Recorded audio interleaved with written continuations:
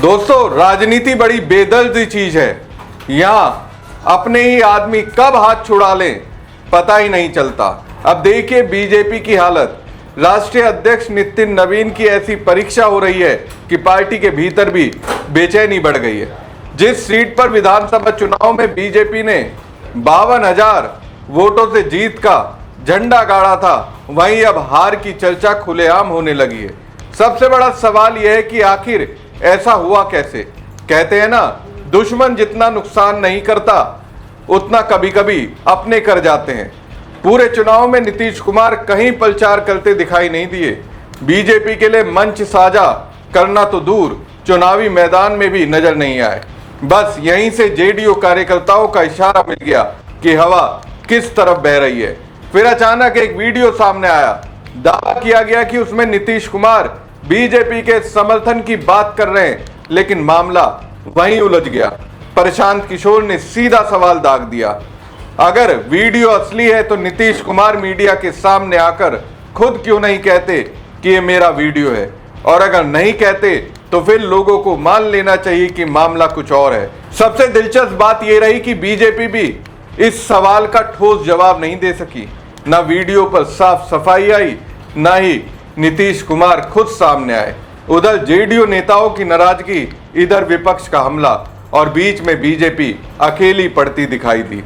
अब असर वोटिंग पर भी दिखा। बांकीपुर सीट पर करीब 34% मतदान हुआ और इसके बाद बीजेपी नेताओं की चिंता बढ़ गई। सियासी गलियारों में चर्चा है कि अगर 3 अगस्त को नतीजे भी इसी माहौल के मुताबिक आए तो ये सिर्फ एक सीट की हार नहीं होगी, बल्कि बीजेपी के नए राष्ट्रीय अध्यक्ष के लिए शुरुआत में ही बड़ा सियासी झटका माना जाएगा। नमस्कार दोस्तों, मैं हूं परवीन सानी। दोस्तों, बिहार की बांकीपुर सीट पर इस बार जो माहौल बना है उसने बीजेपी की टेंशन बढ़ा दी है। जिस सीट को बीजेपी अपना सबसे मजबूत किला मानती थी, आज उसी किले की दीवारें हिलती हुई दिखाई दे रही हैं। वजह साफ है, बेहद कम वोटिंग। अब पार्टी के नेता यही हिसाब लगा रहे हैं कि आखिर ऐसा क्या हो गया कि जनता घर से निकलकर वोट डालने तक नहीं आई। जिस तरीके का मतदान हुआ है उसके बाद बीजेपी खेमे में बेचैनी साफ दिखाई दे रही है, क्योंकि मुकाबला त्रिकोणीय है और ऐसा चुनाव में कम वोटिंग का मतलब अक्सर किसी बड़े उलटफेर का संकेत माना जाता है।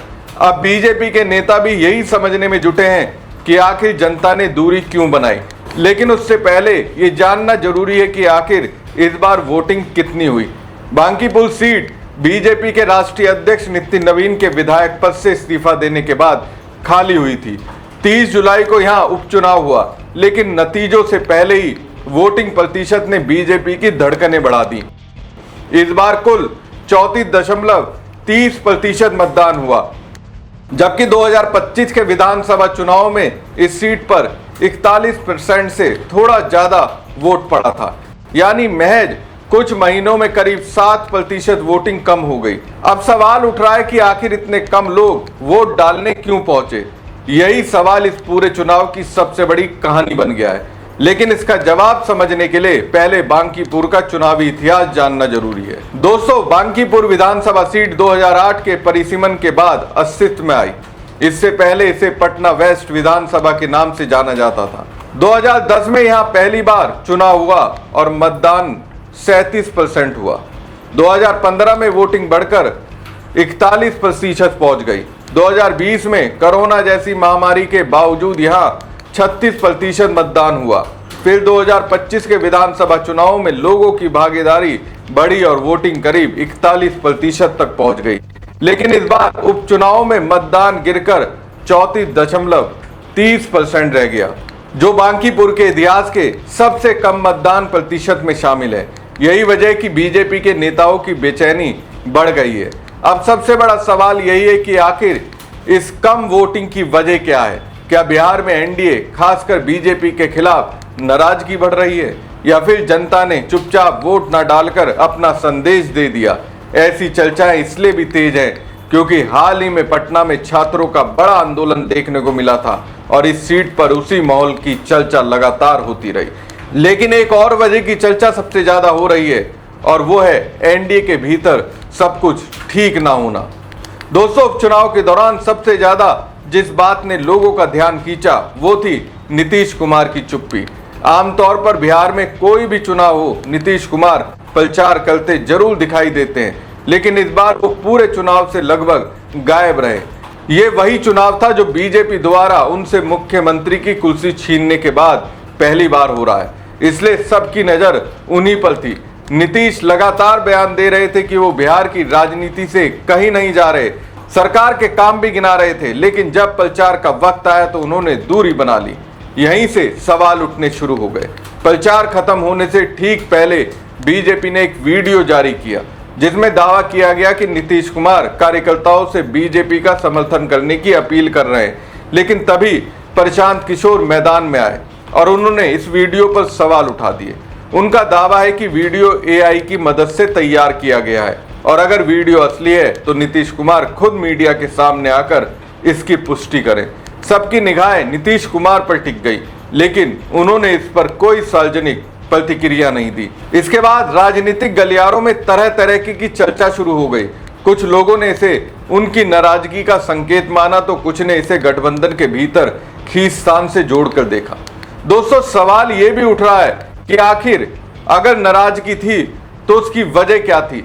चर्चा यह है कि जब बांकीपुर उपचुनाव की घोषणा हुई तब जेडीयू ने इस सीट पर अपना दावा पेश किया था, लेकिन बीजेपी ने सीट अपने पास ही रखी। राजनीतिक विश्लेषकों का मानना है कि इससे गठबंधन के भीतर असहजता बढ़ी। इसके बाद नीतीश कुमार प्रचार में नहीं उतरे और विपक्ष को बीजेपी पर हमला करने का मौका मिल गया। यही वजह है कि अब कई लोग कम वोटिंग को गठबंधन की अंदरूनी खींचतान से भी जोड़कर देख रहे हैं। दोस्तों, सिर्फ गठबंधन ही नहीं, बीजेपी के अंदर की हलचल की भी खूब चर्चा हो रही है।